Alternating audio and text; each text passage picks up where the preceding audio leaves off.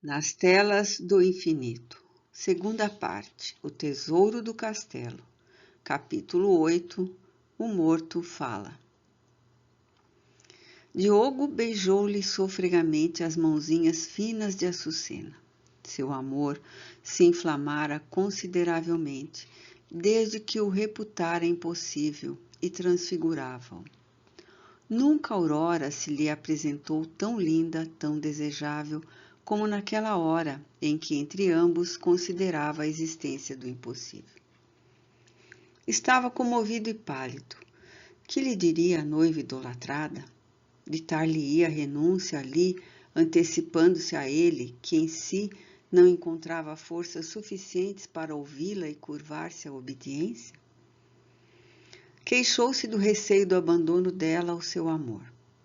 Aurora confortou-o, radiosa e boa como o sol, que sabe repartir as virtudes que lhe são próprias, por onde quer que passe, que de sublimes bálsamos não encontrou a jovem enamorada para arrefecer as ânsias que agitavam o coração daquele a quem amava. Quando o reconheceu bastante tranquilizado para lhe poder dispensar atenções suficientes, Aurora, a adorável criatura que se diria trazer consigo uma comitiva de arcanjos, fitou com ingênua garridice e de chofre interrogou. Conheces-me tu há muito, primo Diogo? Admirado de tal pergunta, que seria ociosa se não encerrasse, de certo, muito espírito, o jovem da alvarada respondeu-lhe num meio sorriso contrafeito. Julgo que sim, minha querida Aurora. Do contrário, jamais teria sonhado com as delícias da felicidade conjugal. Está bem. Não te pergunto se me amas, que disso eu tenho certeza, mas se me conheces há muitos anos. Conheço-te sim, há muitos anos, desde a infância. Sim, por Deus. E durante todo esse tempo, descobriste alguma vez em minhas atitudes insuficiências mentais ou notícia tiveste que minha razão algum dia houvesse oscilado? Céus, que pretende com tão enigmático rodeio, Aurora? Aflige-me, querida. Pergunto-te, primo, se tem vivido em perfeito juízo ou se já dei algum dia mostras de loucura? Meu Deus, não, Aurora. Nem eu conheço mais equilibrado caráter, nem razão mais sã do que aqueles que possuis. Então, se assim poderei narrar-te um fato singular, sem receio de que zombes de mim ou duvides do bom estado de minha razão. Diogo fitou-a com assombro, e a jovem, passando a mão pela fronte, levemente aljofrada de suor de comoção, foi deixando o interlocutor pasmo a cada novo parágrafo desta declaração. Também eu, Diogo, também eu vi a sombra de Dom André de Casablanca. Via, ela me falou e eu lhe respondi. O jovem sábio deu um salto, atingido exatamente no assunto que mais o empolgava, depois da sua paixão pela prima. Pois que, tu o viste, disseste, ele te falou, tu lhe respondeste? Como, Aurora? De que forma, se eu mesmo nada consegui? Mas onde se passou o fato? Que te dissesse Dom André? Conta-mo, querida Aurora, conta-mo sem delongas. Aproximou-se mais da noiva, tomou-lhe das pequeninas mãos e, animando-a a que explicasse sem constrangimento, ouviu de seus lábios a curiosa exposição. Quando cheguei ao Castelo Negro, meu caro Diogo, logo pela manhã seguinte, a senhora, minha tia, observou-me que a ala direita desta habitação se achava povoada de fantasmas e, por isso, completamente separada dos demais compartimentos da esquerda. Relembrou-me que Dom André de Casablanca legando-lhe este castelo, no próprio testamento, proibira de devassar a parte por ele habitada, sob a pena de terríveis vinganças de sua alma sobre o sacrilégio que lhe desobedecesse. Assim foi, Aurora, murmurou Diogo, impressionado, pensando que já ele descobrira a galeria e também na desgraça que para si seria a renúncia ao amor da própria Aurora pelos cabedais da senhora da Alcântara Fialho. Minha tia proibiu-me aproximar-se dos compartimentos que deitam passagem para o outro lado, as quais foram, pelo próprio senhor Casablanca, habilmente seladas e aferrolhadas. Por sua vez, Margarida narrou-me acontecimentos absurdos que se teriam aqui desenrolado nos tempos de Dom André, o qual, considerado feiticeiro, comandaria exércitos de demônios, praticando com eles toda a sorte de crimes e indignidades. Concluindo ela, por asseverar que a alma do pobre senhor fora condenada e, por conseguinte, errava sem destinos malditos, seduzindo e perdendo a quantos lhe caíssem nas garras.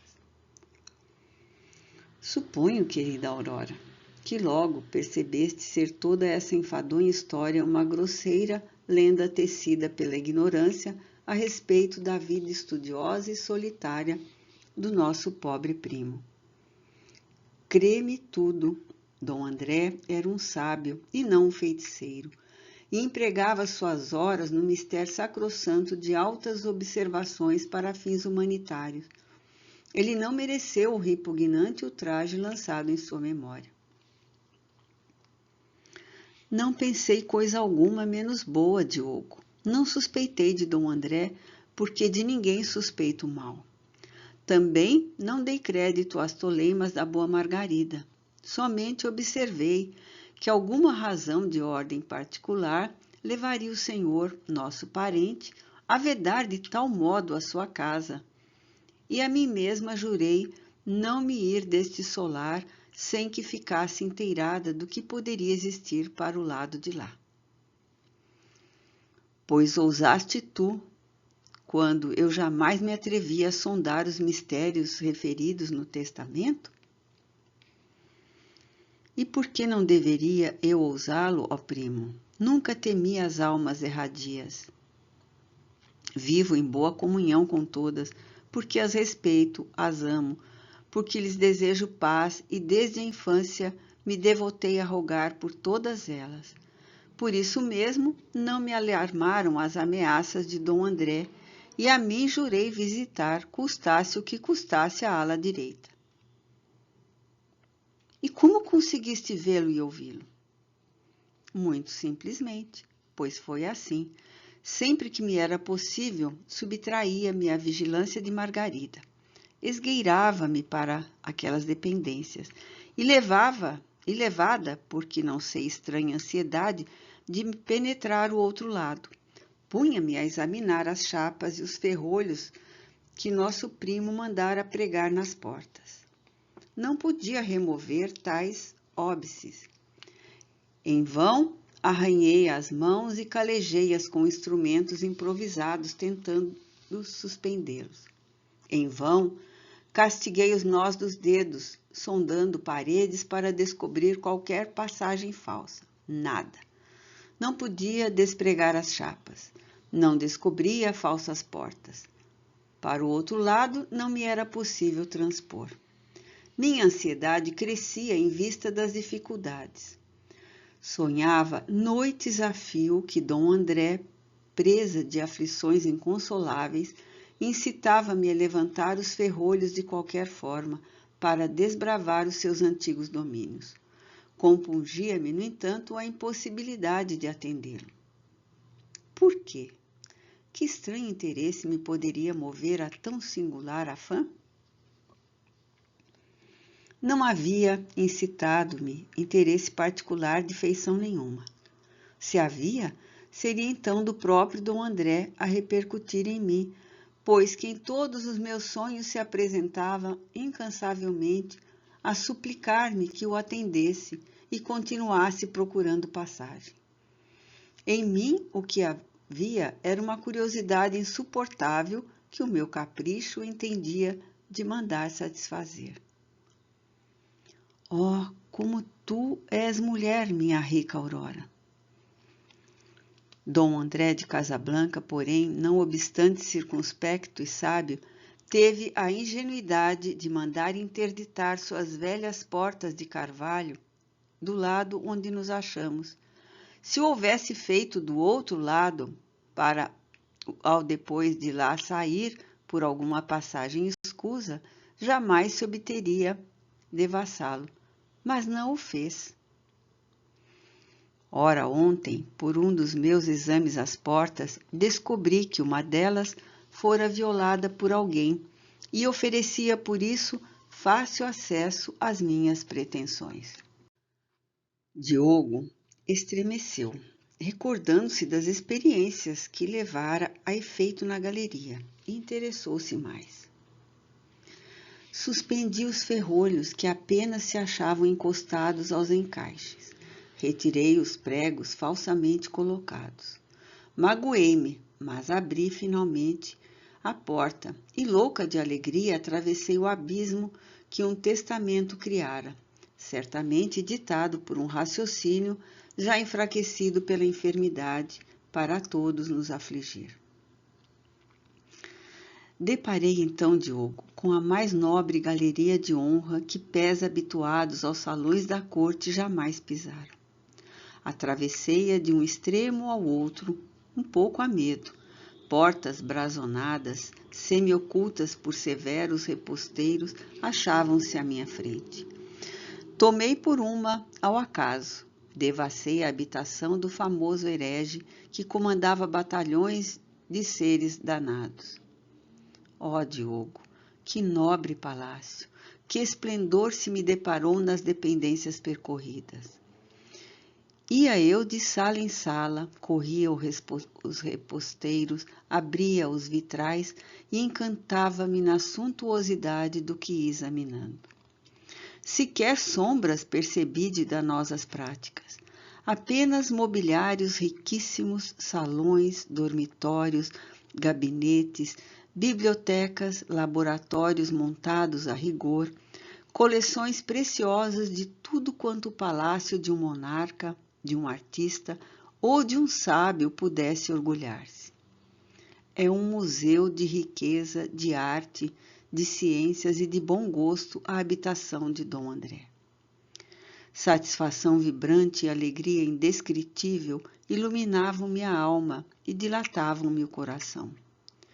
Seguia-me, porém, uma pessoa com quem eu, de vez em quando, me entendia em palestra amável, mas na qual, eu não sei porquê, não reparara ainda mau grado meu. Às vezes aproximava-se tanto de mim, essa pessoa, que eu como lhe sentia o suave calor do corpo em seu contato leve, como se delicada e discretamente me acariciasse com suas mãos de veludo. Mas eu me encontrava, por certo, num estranhável estado de abstração, pois que não tivera ainda a ideia de encarar de frente a personagem que me acompanhava e diretamente falar-lhe assim, como neste momento contigo faço. Entretanto, desejando certa informação sobre a importante coleção de porcelanas, cuja origem me era desconhecida totalmente, voltei-me a fim de proferir uma pergunta, e como que despertei de um singular estado de sonolência. Só então pude compreender com nitidez em que local me encontrava e que estava absolutamente só. Mas pensei, não, eu não estava só. Acompanhava-me alguém, e a prova disso era que não me perdera naquele labirinto de salas e gabinetes, gabinetes e salas, que o percorrera com o método e inteligência, quando, no entanto, era ele para mim desconhecido. Oh, o que me narras é maravilhoso! Exclamou num ímpeto o jovem doutor, sorrindo satisfeito. A princípio fiquei atônita, continuou Aurora, estremecendo como se no seu ardor da exposição de novo viesse aquele instante. Supondo que eras tu que me acompanhavas sorrateiramente, a fim de me pregares alguma peça, quando te divertirias com meus pavores, procurei-te atrás dos reposteiros, debaixo da grande mesa e dos aparadores que sustinham as baixelas e até atrás dos vitrais que eu escancarara ao entrar. Verifiquei, porém, que estava realmente só, mas que, no entanto, havia sido acompanhada. Alarmei-me, então. Penosa sensação de angústia dominou-me os nervos. Senti que me inteiriçava o corpo a insuportável gelidez do medo. Lembrei-me das enfadonhas fábulas de Margarida e achei-as no momento prudentíssimas. A imagem de Dom André, com o seu viver solitário e enigmático, desenhou-se em minha mente. Horrorizou-me então a ideia de que fora ele o meu companheiro, e aterrada corri dali. Passei, já sem os ver, salas e gabinetes, cujas portas eu escancarara distraidamente, sem as tornar a fechar. E depois, sem me enganar, alcancei a galeria e voltei a este lado, como se houvesse ressurgido de um túmulo. Deu-se ontem isso. Hoje, despertara eu certa de que minha curiosidade fora completamente curada. Assistindo à missa na capela da aldeia, orei com fervor por Dom André e roguei-lhe perdão muito sincero pela desobediência praticada, acrescentando a essas rogativas um juramento de que segredo absoluto guardaria eu do quanto descobrira em sua residência. Mas, Diogo, dir-se-ia que força superior, dominando a minha, arrastava-me a perjurar promessas, subjugando-me à vontade. Seguidas vezes resistia ao impulso que para lá me impelia. Mas essa estranha força de novo instigava-me, mais viva e imperiosa, até que, em dada ocasião, alienada de mim mesma, dirigi-me para o local que lhe desejava evitar, e quando de mim a percebi, encontrava-me em plena galeria. Um vulto branco à minha frente convidava-me a ouvi-lo e segui-lo pelas escadas e corredores da grande habitação. Algo havia que me tencionava revelar. Temi-o. Hesitei. Seria de Deus aquele ser? Tive-lhe pavor. Não concordei em obedecer-lhe. Então o vulto dilatou-se, apurou-se, esclareceu-se e a figura austera de Dom André de Casablanca desenhou-se claramente aos meus olhos paralisados de surpresa. Não temas, disse-me. Sou eu. Sofro e só tu me salvarás, porque és por demais frágil. Corre, chama Diogo com pressa. Se te fores do castelo antes que vos possa falar, estarei perdido.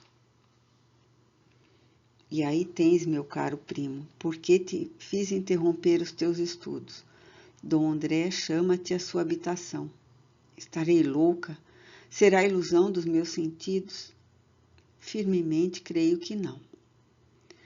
Diogo, com a alma transportada pelas mais sublimes comoções, respondeu apenas levantando-se com um estranho brilho no olhar. Não é ilusão, Aurora, é a verdade o que dizes. Oh, eras tu, minha querida, o veículo indispensável a esse gênero de evocação de que me falam os manuscritos. Faltava-me tu. Dom André chama-me. Eu o atenderei, mas tu irás comigo. Sem demora, seguiram Dom Diogo e sua prima Aurora rumo à residência do antigo barão, que mesmo após a morte teimava em habitar sua velha fortaleza. O grande livro sagrado das evocações, escrito em hebraico, cujas páginas eram de fitas de madeira especial e que trazia preciosa capa de tartaruga chapeado de ouro, fora transportado por Dom Diogo à galeria. Para melhor burlar a vigilância das demais pessoas que com eles conviviam, queixara-se Aurora de insuportáveis enxaquecas e recolhera-se, dolorida, aos seus aposentos, ao passo que o jovem da alvarada, empunhando armas de caça, dispusera-se a bater as perdizes sem qualquer outra companhia. Haviam chegado, e Diogo tudo preparara para exercer o ministério sagrado. Fora fiel às observações dos livros que tanto venerava. O resultado dessa vez não se fez esperar. Evocada, ou antes atendida em sua própria vontade, a sombra extraterrena de Dom André de Casablanca começou a desenhar-se em traços imprecisos ao lado de Aurora, a qual, completamente adormecida pela força de Diogo, oferecia ao fidalgo morto elementos preciosos e fáceis para poder manifestar-se ao mundo. Cercava o traço simbólico com que certos mágicos da antiguidade acompanhavam os ritos das evocações, a fim de se premunirem contra surpresas do exterior, círculo que teria o condão maravilhoso de facilitar o fenômeno. Nota da médium. Esse círculo simples, fórmula, foi substituído pela concentração poderosa de vários médios em torno de uma mesa, o que realmente se torna uma força ativa junto ao espírito comunicante, facilitando as manifestações quando suas vibrações se tornam uníssonas, harmoniosas. Ao redor desse círculo, ou melhor, aos 4 cantos cardeais, dispostas do lado de fora dos traços mágicos, pequenas velas de resina sagradas foram acesas, ao passo que o jovem operador pronunciava palavras exigidas pelo rito. E bem próximo, a caçoila de prata deitava leves fumacitas do perfumoso e espiritual incenso. Nota da médium. Modo de práticas antigas que o progresso da filosofia aboliu.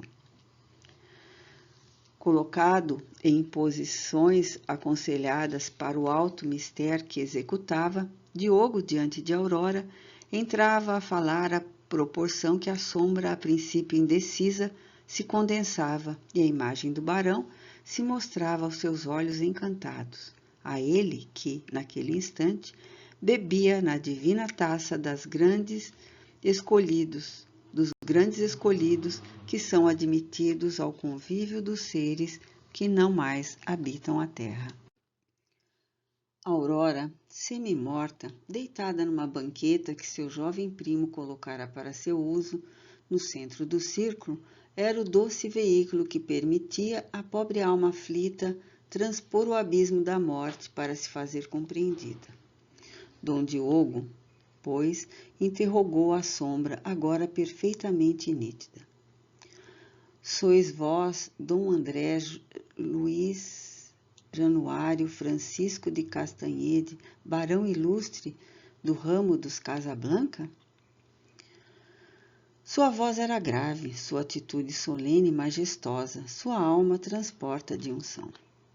A voz, a voz de Dom André, sua voz mesma, rouca, pausada, austera, como suas rígidas feições, ecoou grandemente aos maravilhados ouvidos de Dom Diogo, que sentia a felicidade de um Deus. Obrigado, caro Diogo, por teres concorrido ao meu chamamento. Sim, eu, André Januário de Casablanca, falo-te. Eis-me, portanto, a vossas ordens, Senhor. É com real satisfação que correspondo ao vosso chamamento. E se existe aqui um agradecimento a proferir-se, deve ser antes o meu, pela ventura que me dais, de que existes ainda, que ainda viveis, pensais e sentis. És nobre, Diogo de Aragão, e servindo-me, valho-me de ti para a tua própria felicidade. Ouve-me, Sim, existo. Sim, vivo, penso e sinto, mas sobretudo sofro. E é para que suavizes minhas desditas que desejo falar. Diogo, comovido do fundo da alma, tornou naquele diapasão afetuoso e nobre que logo cativara o evocado.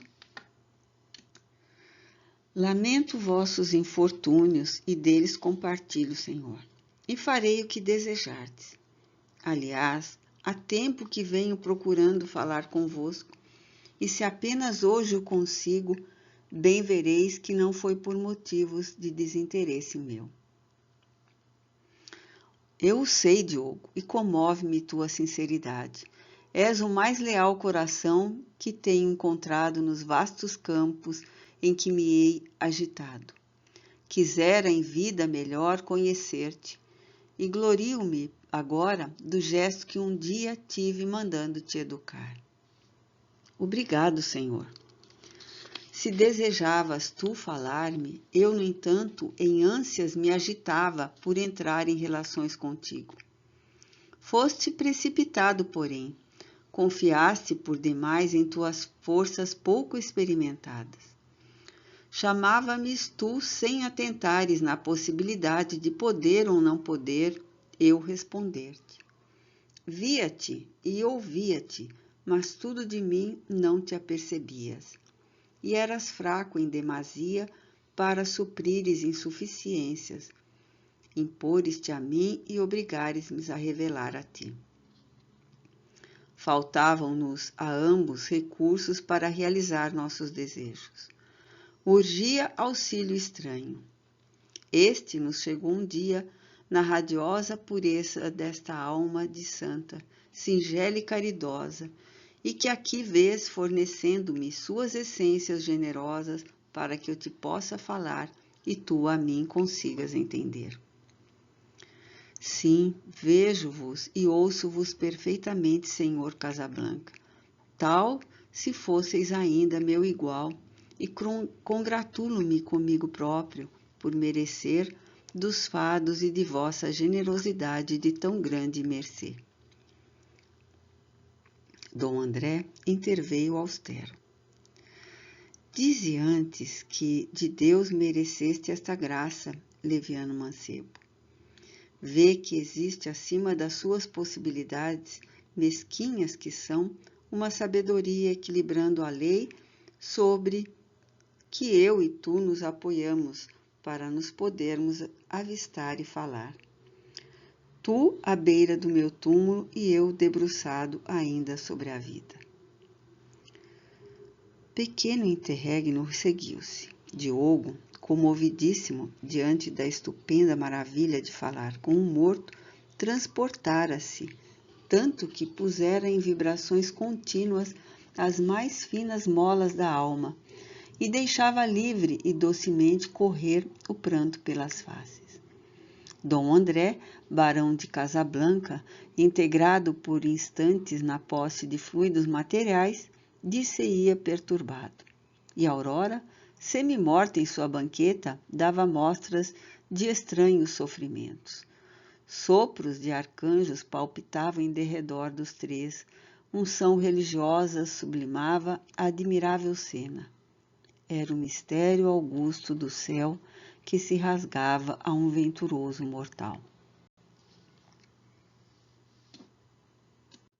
A sombra humanizada do ex-contrabandista continuou agora envolvida em abatimentos.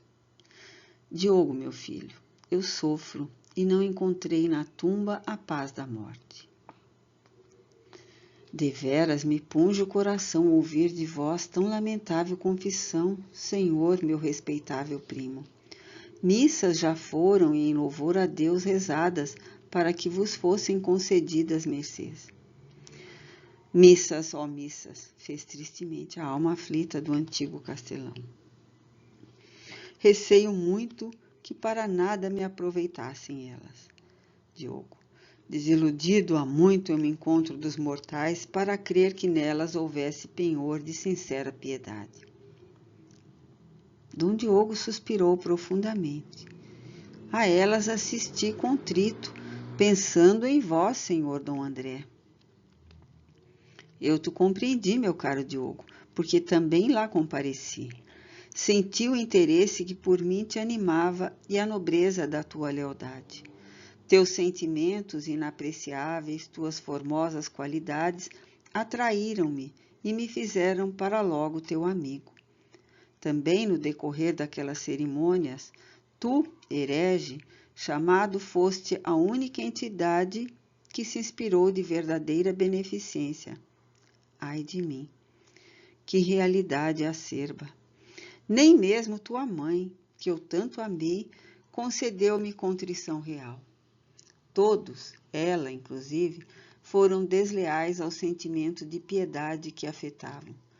Todos, com ela à frente, se moviam a favor dos interesses próprios, sem concederem sincera proteção ao desgraçado que ao seu lado se debatia em dores. Acaso, senhor, retorquiu vivamente o jovem, acaso será a lealdade comum virtude? Não, por certo, porque para que a compreenda e a exerça, é necessário ao coração ser malhado na bigorna dos infortúnios, haver sofridos horas lentas de rescaldos, pesares. Necessário é que o triturar das dores nos adelgace as fibras da alma, para que então se possa introduzir em seus meandros o perfume angelical e doce dessa virtude, tão rara e preciosa como a própria dita, e apenas conhecida pelos corações já trabalhados no progredir dos sentimentos.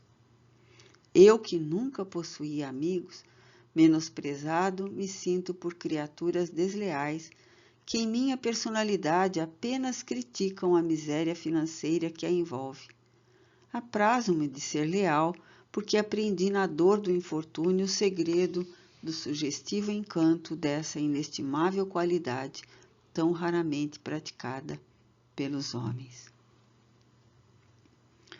Ó jovem Diogo, com tuas nobres palavras ecoam gratamente aos meus ouvidos, que já não são humanos.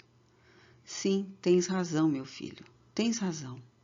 Os homens geralmente são tão só amigos dos próprios interesses. Egoísta, eis o que são. Antes de averiguarem as qualidades morais em que se deveriam estribar para consagrarem afetos a alguém, farejam eles as vantagens pessoais que desse convívio colheriam. Se foras um gran senhor, seguido de aparatosos faustos, uma corja de bajuladores cínicos, povoar-te-ia a casa, curvada a teus pés, como cães servis a incessar com hipócritas e cômios os teus instintos, que seriam vis. És necessitado, porém? És humilde na solidão dos teus amargos dias? Sofres então o estágio do abandono em que te deixam ficar aqueles mesmos em quem mais desejaras confiar? Tuas virtudes passam despercebidas. Tuas ações, que generosas poderão ser, não atraem senão indiferentes comentários. Ao passo que um só amigo não virá acalentar as ânsias das tuas horas ensombradas de infortúnio com sua presença alentadora. E tudo só porque não tens dinheiro. Tuas qualidades e virtudes não conquistaram as afeições que o ouro poderia reunir ao redor de ti. Ai de mim, assim tem sido, senhor Dom André, suspirou Diogo com infinita mágoa. Eis porque, meu rico Diogo, desprezei a sociedade e preferi a solidão. Fui mal compreendido em meus ideais e odiado me tornei. Não me preocupei com isso. Viver no círculo de uma sociedade hipócrita e cinicamente interesseira foi virtude a que não amoldou jamais o meu caráter. Amigos para mim, apenas os que se elevaram do lodaçal dos interesses vis. Talvez eu te pareça cético e minha reputação de outrora te leve ao pasmo. Todavia, não fui um cético. Um ser desiludido e humilhado, isso sim, que muito sofreu e que procurou nos livros e nos mares amigos mais fiéis. Eu vos compreendo, Senhor, e felicito-me por compartilhar de vossas opiniões e vossos sentimentos. Diogo, o tempo urge. Esta pobre criança sofre e não podemos sacrificá-la assim. Dize-me, meu filho, nunca tiveste amigos? Nunca possuí amigos, senhor Dom André. Oh, sim, possuí. Um só, vós mesmos, a cuja generosidade devo minha ilustração. Sofres, meu pobre Diogo. Pobre de mim, Senhor, eu desespero, e quando me chamastes, dançava-me na mente a alucinação dos desiludidos. Criança, reage com o desespero que para nada aproveita. Sê forte, Diogo, que a vitória é a glória dos fortes. E por que desesperas? Amas e és amado, em tua idade que se almeja mais. A posse do amor, essa me é impossível. Sim, isso é doloroso, bem sei, ai de mim. Mas quem te disse que impossível é a posse do teu amor? Os fatos mo atestam, venerável amigo. Os que conheces, mas há fatos outros que tu ignoras. Como assim, senhor barão? Ora, pois, mancebo, conheço a tua situação difícil e quero remediá-la, fazendo-te ao mesmo tempo feliz, porque tua felicidade virá ao encontro da minha própria felicidade. Mas como pode ser isso, senhor, meu respeitável primo? Porventura a situação de um morto terá íntima relação com a de um homem? Oh, muitas íntimas relações existem entre um morto e um homem. Diogo, entre aqueles que já foram também homens e a humanidade. A morte, meu filho, é mentira infame, forjada pelos escravos do atraso. O episódio de uma vida não finda sob o selo de um sepulcro.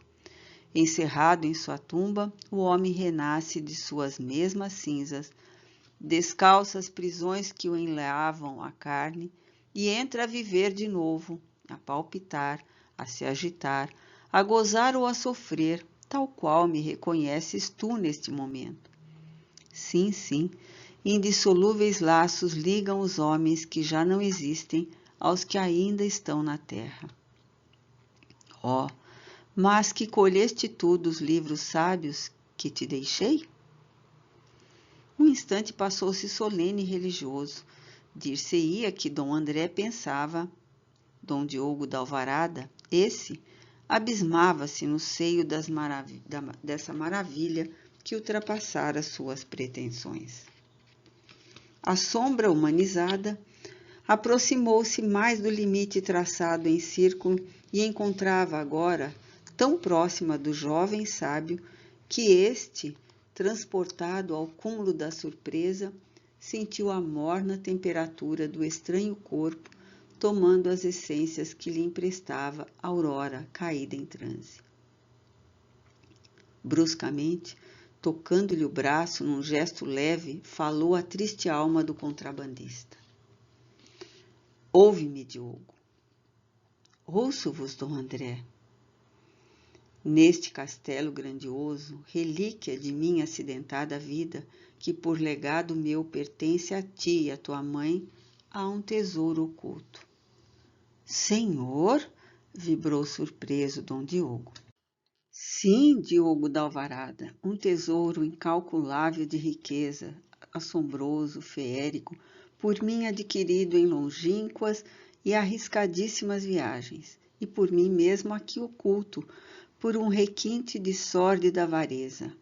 Jamais tiveste amigos? Debruço-me sobre a vida e de além-túmulo clamo-te. Em mim encontrarás tu, mancebo, o amigo que os homens te negaram. Jamais, amiga mão, se te ofereceu um solidário amparo, arrancando-te as angústias de 1000 tribulações. Reajo eu contra a própria morte, venço as barreiras que se interpõem entre o túmulo e a vida, e a minha destra te estendendo em sincera proteção. És paupérrimo, sofres porque amas e crês impossível teu augusto sonho de felicidade? Eu que amei sem ser amado, surjo de além-morte à tua frente para afiançar-te. Enganas-te, generoso mancebo. Teu sonho é realizável, sim. Quero e posso para isso contribuir, e declaro-te acolá, no cimo daquela imensa torre que negreja ao norte, sobre os tredos abismos do grande mar, existe incrustado em caprichosos armários cavados nas lajes destas velhas muralhas um tesouro incalculável. Esse tesouro dou-te eu porque é meu, pertence-me e já não quero possuí-lo. Torno-te feliz, ofertando-te. Feliz me tornarei por desvencilhar-me dele. Pausa rápida fez o fidalgo evocado e logo prosseguiu vacilante e sucumbido de angústia. Ó Diogo, aquelas gemas escaldam minha consciência, e os fulgores do seu incomparável esplendor rebrilham sinistramente dentro de minha alma, convertendo em tormento inconsolável o meu existir além da morte. Ah, longe destas plagas, que me encontre eu, através de longínquos oceanos que continuo visitando em minha sede nunca extinta de conhecimento. Deleitado com visões futuras que arrebatam minhas faculdades de sentir e de imaginar, convidando-as se dilatarem para conquistas gloriosas nos planos da espiritualidade. Ai de mim, Diogo, por que toda parte em que me agite? O brilho causticante desse fatal tesouro, aqui paralisado, castiga-me com a sua visão macabra, atraindo-me para o local que me tornou maldito. Sou forçado, malgrado meu, a prender-me nesta torre onde o escondi. Prisioneiro seu, tornei-me supliciado pelas mesmas armas que noutros tempos fizeram o meu deleite. Quero agitar-me, meu caro Diogo. Tenho necessidade de varrer os espaços para desapegar-me de recordações acerbas que me ferem ainda o compungido ser. Quero buscar novas luzes e horizontes novos, desvendar na alcandorada estrada da evolução. Quero, na linfa pura da verdade, descendar minha alma, sequiosa de conhecimentos vastos, e paz, achar em louras regiões beijadas por aquele amor que não conseguia encontrar na terra.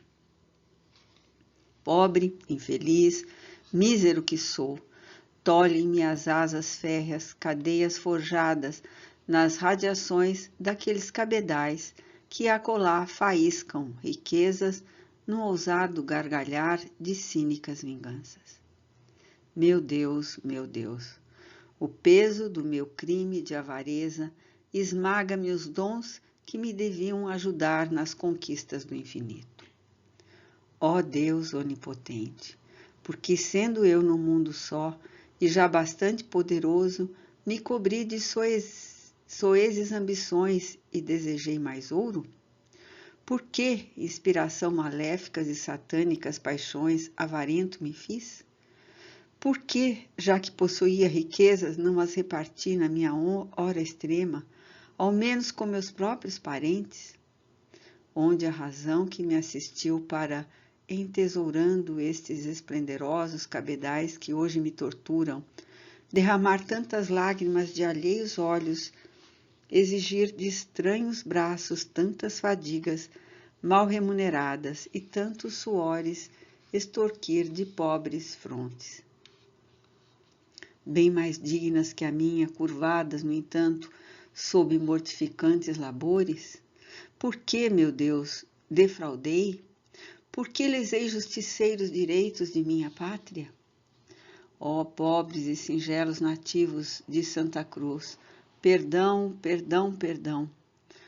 Os simplórios pescadores das Índias, que dos seios dos mares arrancastes fabulosos tesouros para o meu regalo.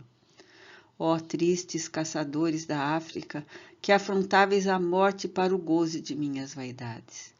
Mercadores da Pérsia, arquivistas do Egito, droguistas da Ásia, artistas da Grécia, perfumistas e gênios da Itália. 100 vezes aos vossos pés minha alma se roja a beijar o chão que pisais, porque vos enganei a todos menti, a todos vós prejudiquei com meus insaciáveis tentáculos. E tudo isso para quê? Apenas pelo gozo vil da posse.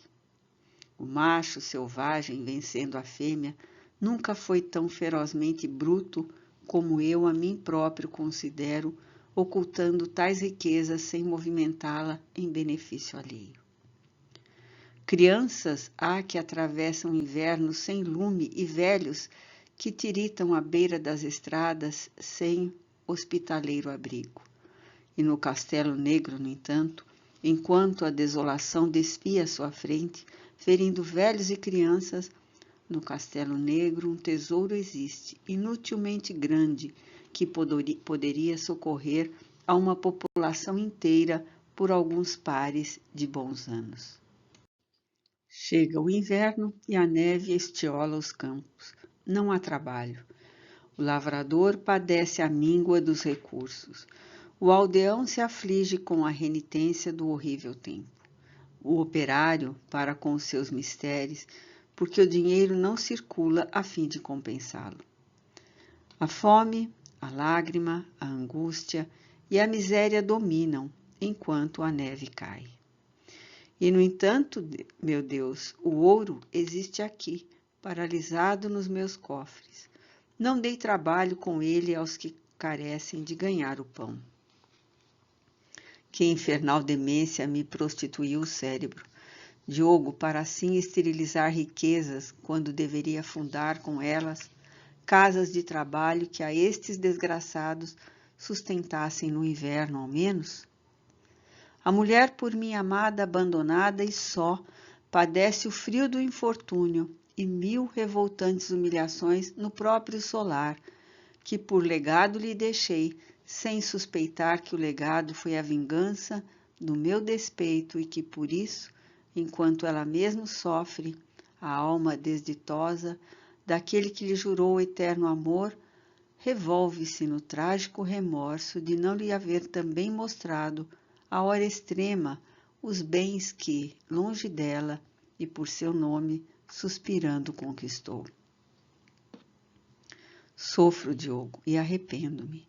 Os cabedais acumulados nesta ala que habitei e o remorso de minha vil paixão enlouqueceram meu espírito. Quero desfazer-me deles, odeio-os, não lhes suportando a presença, vejo-me forçado, no entanto, a vigiá-los como o cão que ronda a casa do seu dono, a contemplá-los, a esquadrinhá-los, a revolvê-los, enquanto desfilam à minha frente os vultos tristes daqueles que enganei para juntar os cabedais, a par dos mais tristes vultos da pobreza atingida pelas garras da miséria. Sentindo nesse atroz suplício a que me obrigo todo o castigo da minha feia ambição. Para deles desfazer-me é que vos tenho atormentado a calma do viver com minhas aparições audaciosas. Atraía-vos até os limites desta nobre galeria, a fim de que compreendesseis os desejos que me afligiam, a fim de que penetrasseis nesta ala e vos apossasseis do que nela se encontra. Não me ofertem missas, aceitem-me antes este tesouro. Desesperava eu por não me compreenderdes, e previamente já me condenaram a um suplício morredouro. Quando a aurora aqui entrou, empunhando para mim os fachos da esperança, ela foi caridosa e ouviu-me, réstia de luz na treva do galé, fragilidade que protegeu a força, beijo materno na escaldante fronte de aflito moribundo. Eis porque eu te chamei à pressa. Socorre-me tu, Diogo, de meus ombros arreda, bendito Cirineu, apesar da cruz que para mim tem sido estas riquezas. Aceita-as tu, quero dar-te-as. Aceita, mas e alivia-me assim dos abrasadores fogos que me queimam a castigada consciência. O aflito ser derramava prantos amaríssimos, os quais caíam na alma sensitiva de Dom Diogo, amargurando-a e ao mesmo tempo espantando-o pela sua intensidade. As aflições do fidalgo morto pareciam com efeito insuportáveis e tão humilhante confissão enchia de profunda piedade o coração do jovem da alvarada. Nunca antes dessa hora fora possível supor ao namorado de Aurora que um Castanhê de Casablanca rojasse por terra o orgulho de 5 séculos de nobreza para confessar-se um celerado desprezível a si próprio. Comovido, proferiu Dom Diogo com seu moreno rosto banhado em pranto, este alvitre que lhe pareceu a solução mais simples. Ordenai, Senhor, e obedecerei. Dizei-me que arroje esses tesouros pelas insondáveis profundezas do mar, e mesmo sem tocá-lo, prontamente o arrojarei. Não é isso que deverás fazer para me ajudar, contrariou vivamente a entidade. Essa infernal tarântula enredou-me tanto em suas teias que agora, a fim de libertar-me de suas atrações, precisarei pesar atos, pensamentos e atitudes. Nas profundezas ocultas do grande mar, eu o buscaria ainda, reunindo uma a uma as parcelas que o compõem. Vejo-me ligado a ele como o feto ao óvulo que o gerou. Seu maléfico refugir venceria a massa esmeraldina das águas. Espraiar-se-ia pelos ares, refletir-se-ia através dos espaços sem limites, à procura da minha consciência.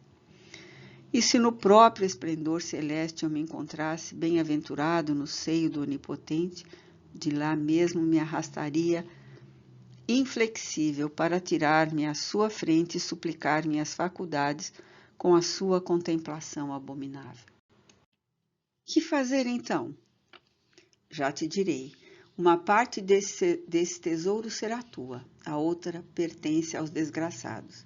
Existem no meu tesouro 2 entidades distintas, a minha oriunda dos meus próprios labores, fadigas e perseverança, e a dos desgraçados servidores que explorei, a fim de mais comodamente adquiri-lo. Passará às tuas mãos o que for meu. Darás tudo por mim aos desgraçados, o que aos deserdados deve pertencer. Há crianças que padecem frio, fome e carecem de educação. Há pobres velhos engelhados por doenças e desilusões. Há lágrimas de aflitas mulheres a enxugar. Há mancebos e donzelas que urgem se desviem de caminhos mal-sinados.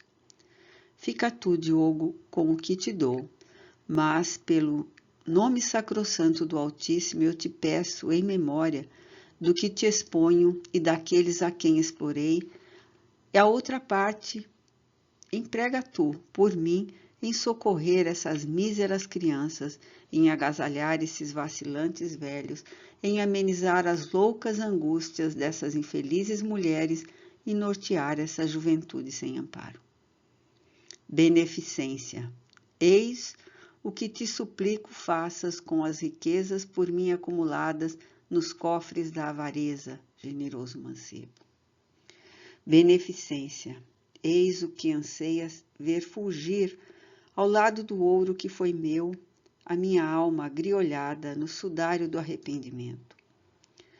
Dá tu à minha consciência desolada o refrigério augusto de espalhar com os meus imensos cabedais o bem, o amor, a paz, a proteção, o auxílio amigo que ameniza dores e amarguras suaviza. Repara com a beneficência o mal que meu egoísmo praticou, Diogo, e que minhas lágrimas se estanquem e minha consciência possa dulcificar-se na contemplação de crianças risonhas, de velhos amparados, de mulheres satisfeitas e de mancebos e donzelas dignificados. Bendizendo todos o nome do infeliz que os esqueceu em vida, mas que deles se lembrou em além-morte, daquele que, pensando neles, no mundo torna para remir-se, consolando-os. Ó, Dom André de Casablanca, exclamou num transporte impotente para se conter Diogo no auge da comoção. Descansai na vossa tumba, enxugai as calcinantes lágrimas que requeimam vossa aflita alma. Confiai nos meus protestos. Vossos desejos, vossas ordens são sacrossantos mandatos para mim. É pelo nome do Altíssimo e sobre as vossas sagradas cinzas que eu agora mais venero do que dantes, que vos juro, vossos bens serão dados aos que padecem. Então, em meio a essa solenidade augusta, uma cena incrível, maravilhosa, fúnebre, sublime ou fantástica, seguiu-se entre as estranhas personagens na grande galeria, indecisamente aclarada pela luz irisada e morna coada dos vitrais. A sombra do evocado transpôs imperiosa e forte, desobedecendo às sagradas regras e desprezando os protestos do operador, o círculo mágico. Arrastou atrás de si a aurora adormecida, como um satélite atrás do seu motriz. Pálida e fria, já não era bem a rosada criatura que a todos encantava com a graça das próprias qualidades, mas apenas o autômato escravo das irresistíveis ordens de um morto. Que fazeis, senhor, por Deus? Proferiu desvairado o jovem doutor, que nos livros sagrados não aprendera a prever um acontecimento igual. Desgraçai-me e desgraçais a aurora. Pobre criança, respondeu docemente e compassivo o antigo contrabandista, serenando o alarme de Dom Diogo. Acalma-te e segue-me. Não há cá perigos iminentes e sei eu de que forma opero. Julgaste, porventura, meu Diogo, ser possível as forças humanas se imporem a uma alma livre e tolhê-la, se lhe avistem elevados direitos e se o bem é o seu móvel único? Segue-me, pois, e acalma-te. O cortejo formou-se. Dom André à frente, esguio, grave, pensativo, tal como a vida em vida o fora. Aurora após. Diogo, como que suspenso num fantástico sonho, atrás da prima, fechando a estranha comitiva. Às ordens de Dom André, Diogo passava à frente e abria portas. Atravessaram salas e corredores, desceram escadarias, transpuseram galerias. Dom André silencioso, mas aflito. Aurora em transe. Dom Diogo de Aragão reverente e comovido. Chegaram ao subsolo, onde o ar era pesado e irrespirável. Ali a sombra, humanizada, vigilante, exclamou. À tua esquerda há tochas penduradas à parede e pedras para o lume. Tu precisas delas. Acenda uma, Dom Diogo. Respeitoso, o noivo de Aurora obedeceu. Encontrou a tocha e fez o lume. Desceram mais. A luz sinistra da resina que estalava ao se queimar, Dom Diogo, apavorado, observava através dos corredores úmidos, povoados de animais repugnantes, as sombrias portas de antigas masmorras, algumas das quais, escancaradas para trás, deixavam ver seu negro interior, onde, por certo, outrora, vidas preciosas haviam se extinguido em lentos desesperos. No entanto, desciam sempre. O ar agora era penoso a Dom Diogo, que sentia náusea sob o fétido insuportável que o calor e a umidade produzem através dos anos. Finalmente, o antigo senhor de Castanhede e Casablanca falou, chegando a uma espécie de sala arredondada, onde fora dar a última escada que desceram. Acolá, oculta entre aquele montão de pedras, à tua direita, há uma alavanca. Traze-ma, Diogo. De novo o mancebo obedeceu, como se fora de si fosse, como Aurora, domado por vontade superior. Conta 3 degraus dessa escada que aqui à tua frente sobe para secretos corredores. Vamos? 1, 2, 3. Toma agora da alavanca. Assim, Diogo. Oh, não hesites tanto. Havia-te, mancebo. Meu Deus, por que não posso eu agir como fazia outrora? Pega da alavanca, mete aqui, abaixo do 3º degrau. Força, Diogo. Tens que deslocar o degrau inteiro. É a umidade, circundando-o de limo. Pegou-o fortemente aos seus vizinhos. Força, que a laje é dura. Mais força, menino de salão. Havia-te que tua Aurora já se ressente de cansaço. Oh, ele o que salta. Muito bem, aproxima a tocha. Vês esta caixa de ferro? Aqui oculta, neste inferno de esconderijo que jamais mortal algum descobriria? Oh, está aqui o tesouro? Ainda não, filho, ai de mim. Esta caixa contém apenas as chaves dos cofres, o segredo com que só com ele se poderiam desferrolhar os armários incrustados nas muralhas da grande torre. Pobre Dom André, começa a compreender agora as grandes aflições que o alucinavam nas solidões do túmulo. Balbuciou impressionado o jovem castelão de si para consigo. Sim, vibrou a sombra do avarento, captando-lhe as impressões. Pobre mísero que sou, jamais compreenderias, tu, mancebo, a intensidade de minhas angústias ao lembrar-me de que semelhante esconderijo nunca seria suspeitado por alguém. Achá-lo-iam apenas se porventura demolissem a fortaleza e se deslocassem, uma a uma, as lajes dos seus profundos alicerces. Mas esperaria eu essa solução dos séculos? E se não a demolissem jamais? E se por um dia de tempestades violentas, enfurecido, raio a atingisse, derribando suas torres, precipitando-as nos abismos do oceano?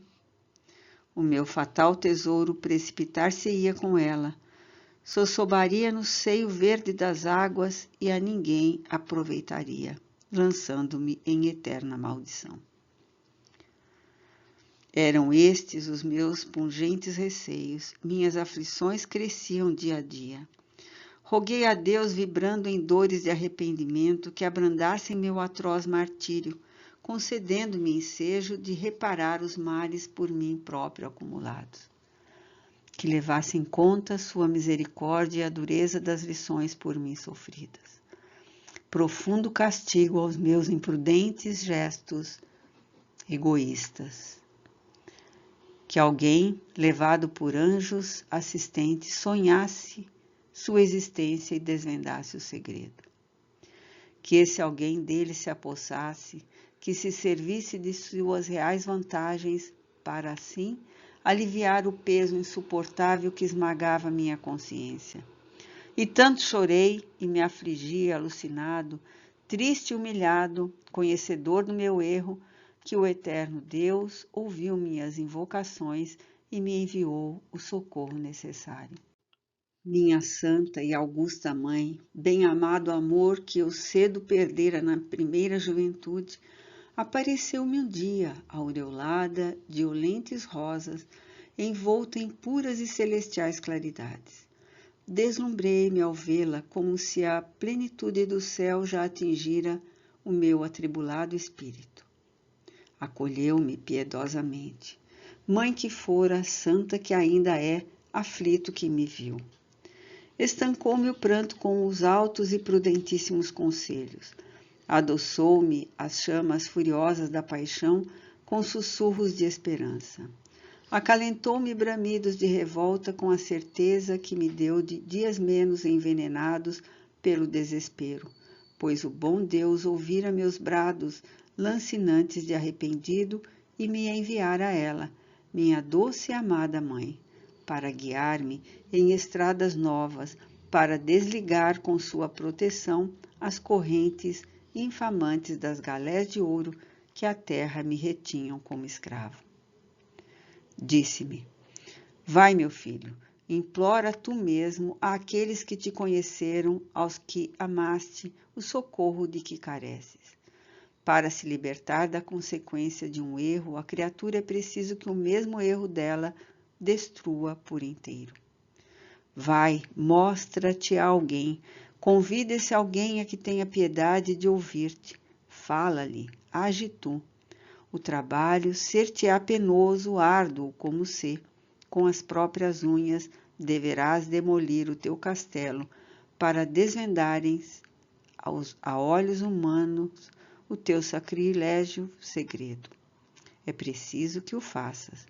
Hás de gemer e ranger os dentes diante das barreiras que encontrarás, pois é preciso que um abismo atravesses da morte à vida, a fim de que te compreendam. É indispensável. Carecerás de paciência, a augusta paciência dos pobres mártires. Tê-las-ás, meu filho, desde que também a tiveste para amontoares esses mesmos cabedais que te perderam. Tê-las-ás, sim, porque outro remédio não haverá se não a tiveres, e para o irremediável melhor será o que a lógica ordena a fazer-se, resignar-se. O que o homem deu de mal comete, o próprio homem há de anular. Passarão muitas vezes séculos nessas reparações indispensáveis, mas o mal praticado há de ser reparado, apesar do tempo e à custa, embora de duros sacrifícios. Isso é da lei, e por ser da lei, remédio não há se não nos curvarmos aos fatos, do contrário, eterno conflito existirá em nossa consciência, e uma consciência conflagrada, bem vês que não é coisa que se suporte durante muito tempo. Tu, felizmente, desde agora, poderás começar a reparar teu caso, o que de alguma forma te evitará cruas lágrimas no porvir. Remedeia-o, portanto, quanto antes por ti mesmo. É preciso que tornes aos humanos e os convenças a te darem crédito. Encontrarás criaturas generosas que te ouvirão e se interessarão por ti, dispondo-se a ajudar-te. Vai, o mais penoso é o abismo que precisarás transpor. No entanto, terás de fazê-lo, se quiseres, com a mais presteza suavizar as ânsias que te consomem. E como conseguirei vencê-lo, minha mãe? A esse abismo, observei-lhe aflito. Se falo e ninguém me ouve, se peço e ninguém me favorece, se me mostro e fogem todos, execrando-me? Não sabeis, senhora, que esses a quem amei ignoram as coisas de além-morte, aferrados a crenças fofas superficiais que os afastam das verdades do espírito? Ai de mim, condenado então estarei para todo sempre ao suplício desta infernal prisão.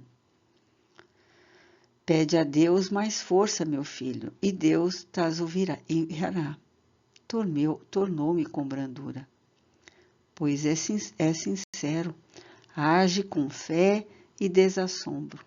Insiste, expõe-te como se homem ainda foras e conseguirás finalmente os teus intentos. Ah, Diogo, vós, tu e Aurora, mocidade nobre e idealista, almas generosas, destituídas de mesquinhos preconceitos, ouviste-me por meio das ardentes fúrias de onde, debatendo-me, eu vos pedia piedade. Não fora a tua generosidade, compadecendo-se do infeliz cuja memória se tornou execrada, e tua sabedoria aclarada pelos reflexos da luz onipotente do invisível, e o meu martírio sem trégua se prolongaria, quiçá através dos séculos.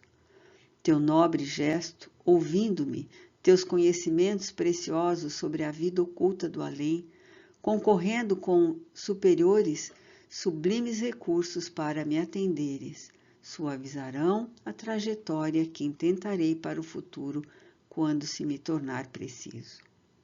Ser de novo homem, renascer de um materno ventre para de novo, possuindo muito ouro e arriscando-me assim à avareza, uma outra vez dela corrigir-me, aplicando melhor os cabedais que acabo de aviltar. Deus vos abençoe, caridosa juventude. Eu sou o faminto que tu e a aurora saciais. Era o desespero sequioso viandante, já sem norte e sem esperanças. E sois vós a linfa preciosa que me acalmais as ardências da jornada. Era o galé vencido sob as garras dos remorsos assassinos, e vós ambos, quais doces anjos de misericórdia, vieste desatar os grilhões que me chumbavam a ignomínia da escravidão. Abençoados, abençoados sejais. E cadeados e chaves foram retirados de pequeno cofre, a laje recolocada em seu lugar. Dom André, com os dedos imateriais finos níveos do seu corpo temporariamente materializado, os quais Diogo não ousava tocar, mostrou-lhe à rubra luz da tocha caracteres árabes gravados em determinadas partes dos complicados cadeados, caracteres esses que, depois de encaixados em outras metades que se encontravam acolá, nas fechaduras dos esconderijos da torre, formariam a frase sacramental, o segredo com o qual se poderiam remover os infernais armários que a humanos olhos encobriam as famosas relíquias. Podes tu ler este enigma, caro Diogo? Interrogou quase a sorrir o atribulado ser. Impossível, senhor meu primo. Faltam aqui sílabas, palavras inteiras. Sim, impossível. Aqui apenas se encontra a parte da frase mágica que abre o segredo dos meus cofres. É a metade de um poema, Diogo.